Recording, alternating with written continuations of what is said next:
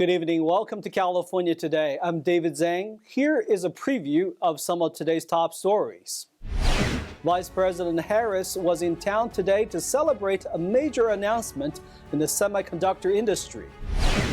After a year-long negotiation, 3 states in the lower basin of the Colorado River reached an agreement to cut back on their respective water usage to keep the river flowing.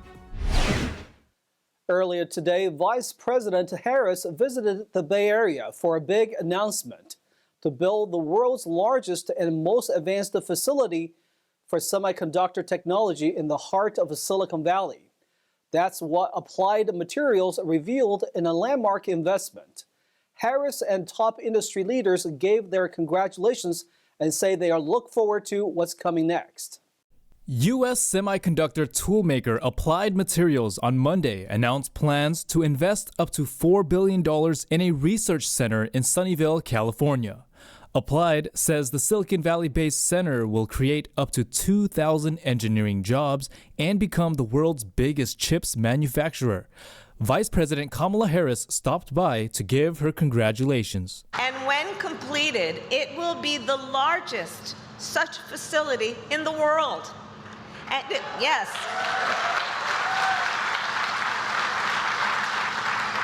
And of course, it will contain some of the most cutting-edge technology. What's more, a significant portion of the laboratory space in this building will be open to researchers and scientists from across the country.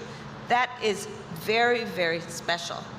According to Applied, the facility will pull together staff from research universities and major chip makers such as Intel, Taiwan Semiconductor Manufacturing, and Samsung Electronics, among many others.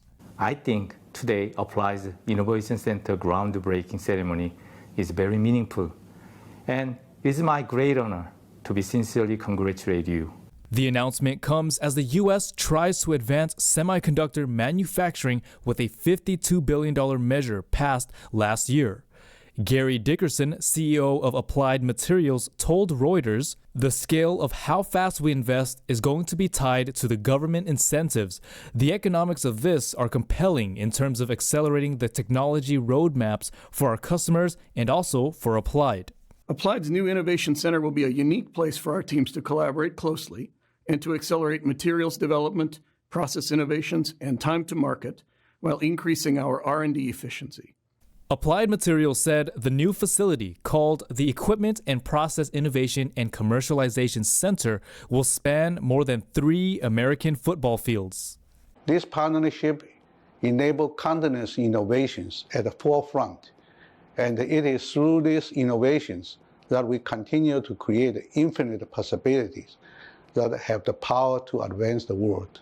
We are also looking forward to engage with world-class universities and global talent at this state-of-the-art R&D center to inspire and to coach the next generation of semiconductor industry talent. The new center will build upon Applied's existing relationships with top engineering schools. It aims to provide university researchers access to the full range of industrial-scale capabilities by putting universities and chip manufacturers under one roof with Applied. This facility is expected to finish in early 2026. Speaking of big announcements, today Arizona, California, and Nevada proposed a plan to significantly reduce their water use from the drought-stricken Colorado River over the next 3 years. This move is a potential breakthrough in a year-long stalemate that pitted western states against one another. After a year-long negotiation, 3 states reached an agreement to conserve an additional 3 million acre-feet of water through 2026. That's roughly the equivalent of 6 million Olympic-sized swimming pools worth of water. The 3 states which form the lower basin are entitled to 7.5 million acre-feet of water altogether from the river. An acre-foot of water is roughly enough to serve 2 to 3 U.S. households annually. California gets the most, based on a century-old water rights priority system. Most of that goes to the farmers in the Imperial Irrigation District. Under the new proposal, California would give up about 1.6 million acre-feet of water through 2026. Arizona and Nevada would divide up and forego the remaining 1.4 million acre-feet. This agreement will enable them to convert some of that water to what we call system conservation, which is water that is theoretically permanently left in the system and no longer belongs to those water users. In a joint letter by the governors of all three states to Deb Haaland, Secretary of the U.S. Department of Interior, the governors stated that the product of this collaboration is measurable, verifiable, and enforceable water conservation volumes that provide immediate and substantial support for the Colorado River. The Colorado River has been in crisis for years due to a multi-decade drought in the West intensified by rising demand and overuse. Michael Cohen, a senior researcher at the Pacific Institute focused on the Colorado River, said the river's hydrology has improved a bit since last summer. He called the amount of cuts the three states have proposed a huge lift and a significant step forward.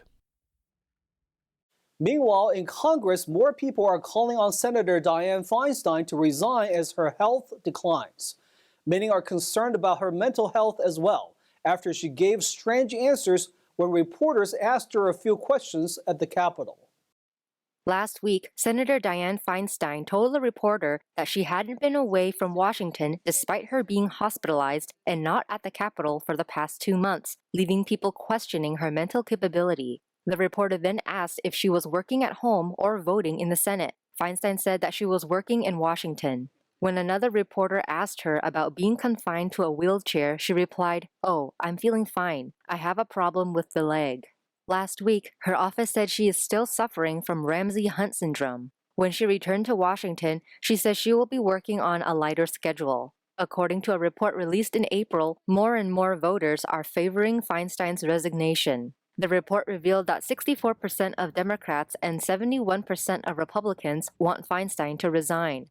As of May 17th, 66 liberal and progressive groups sent a letter to Feinstein asking for her resignation. They asked her to focus on her recovery and allow Governor Gavin Newsom to appoint an interim senator who would represent California through the 2024 election.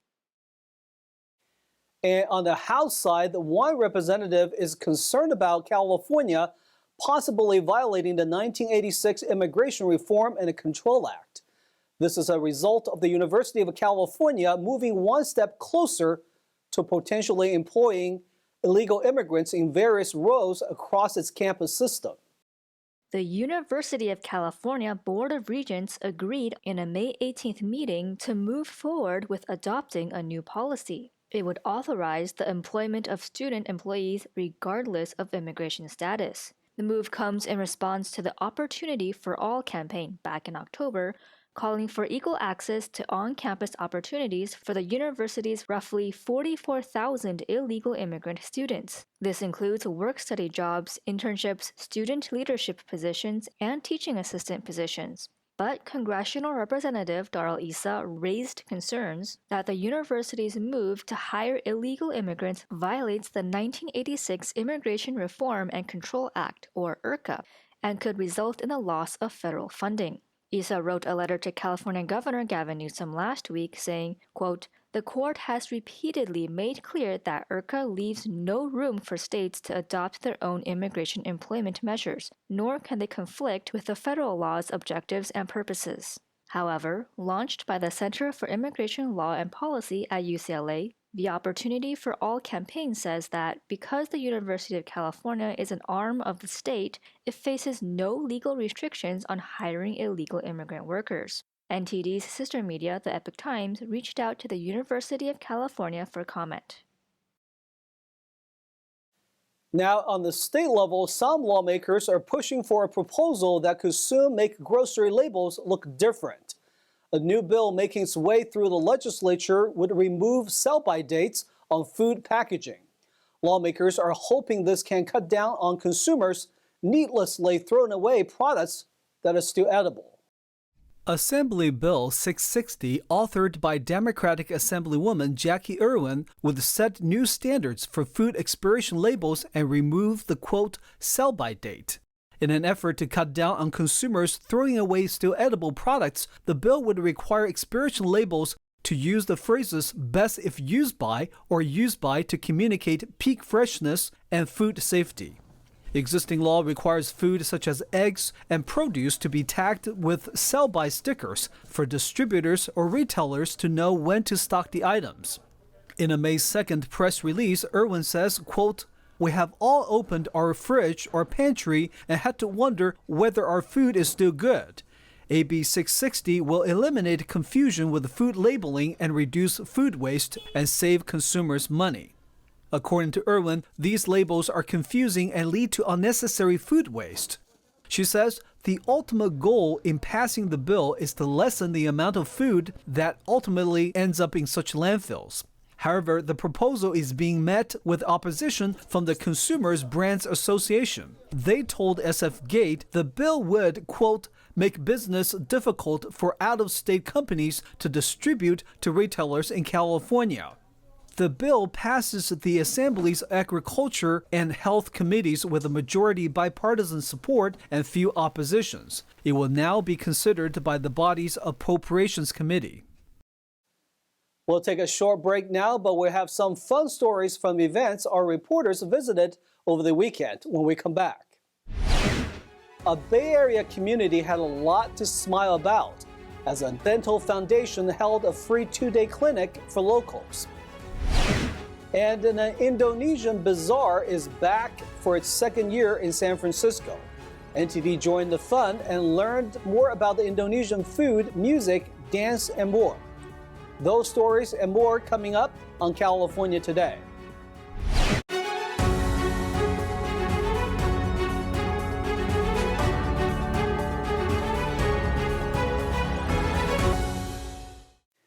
Welcome back to California Today. I'm your host, David Zhang.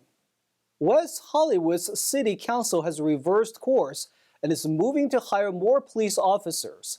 The move comes amid crime concerns just less than a year after deciding to cut police staffing in favor of unarmed security ambassadors. Let's take a look. The West Hollywood City Council voted to add 4 Los Angeles Sheriff's Department positions. The May 15th motion passed 4-0 with 1 council member abstaining.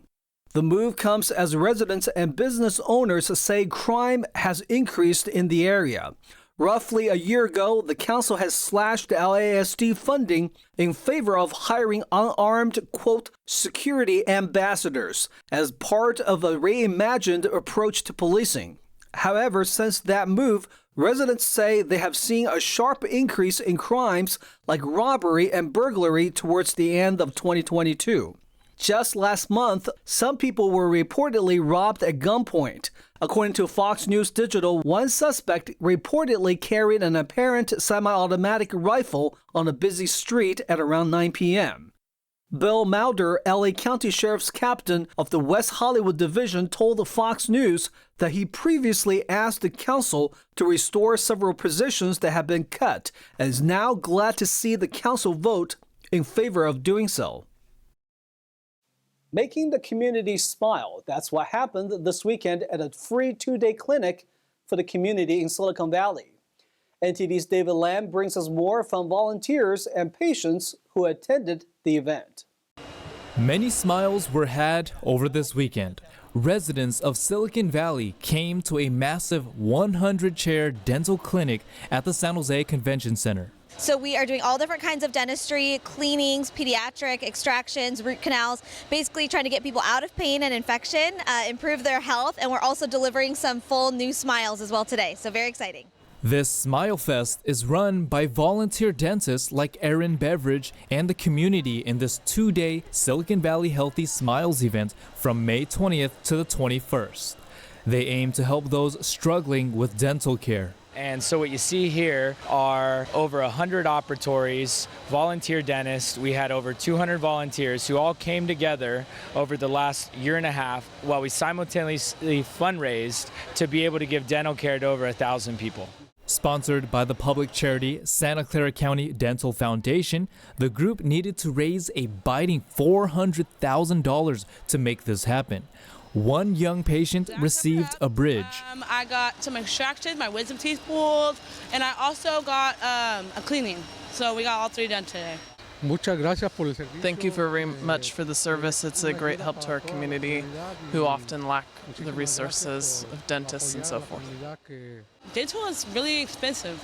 So this was very like a weight off my shoulders to think about. Smile comfortably and confidently. So I'm very happy for that. Very grateful.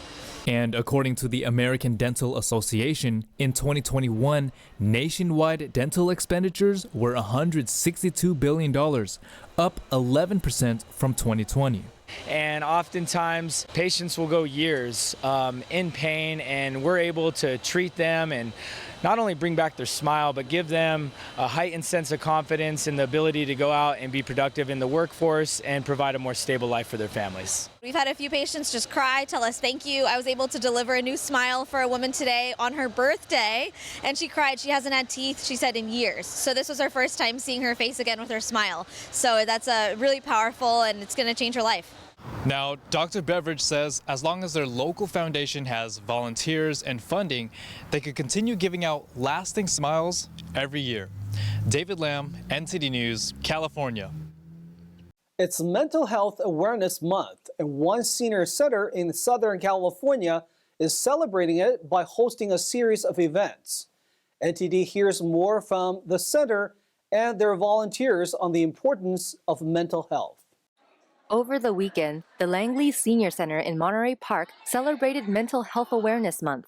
Groups that provide mental health were also present to talk about what they've encountered.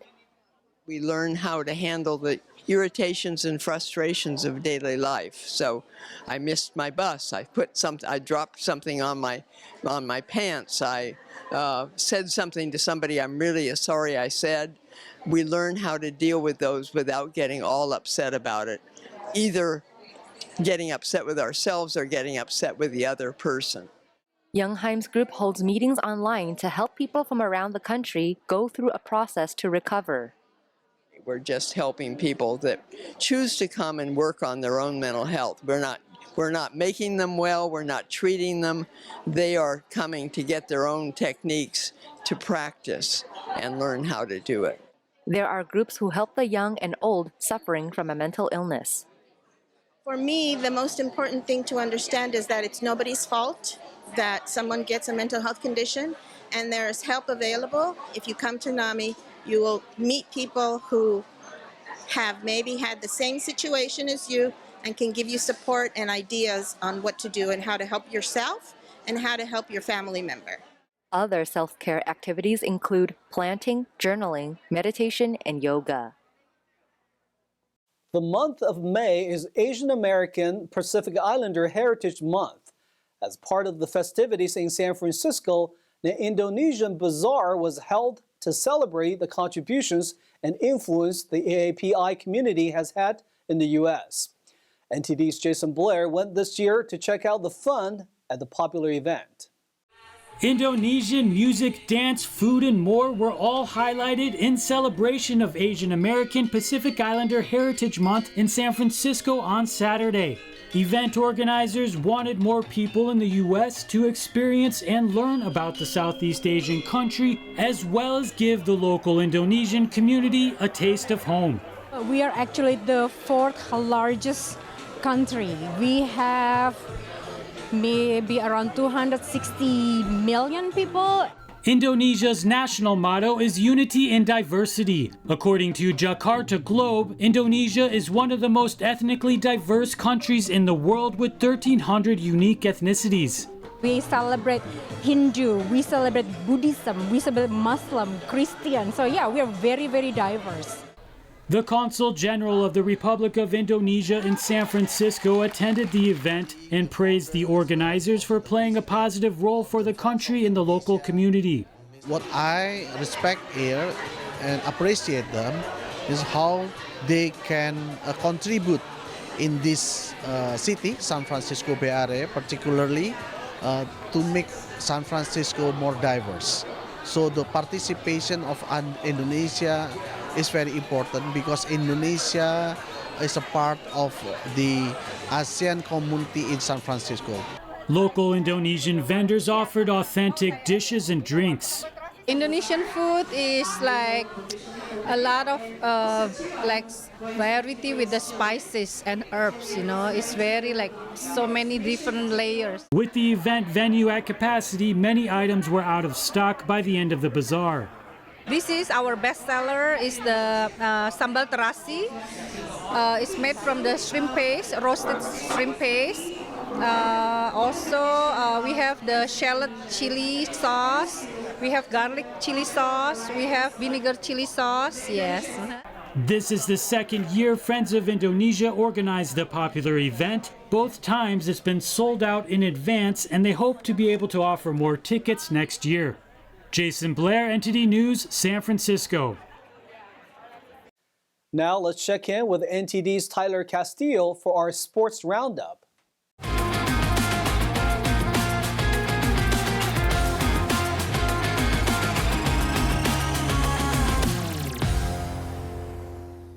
Let's dive into the sports roundup for today. I'm Tyler Castillo.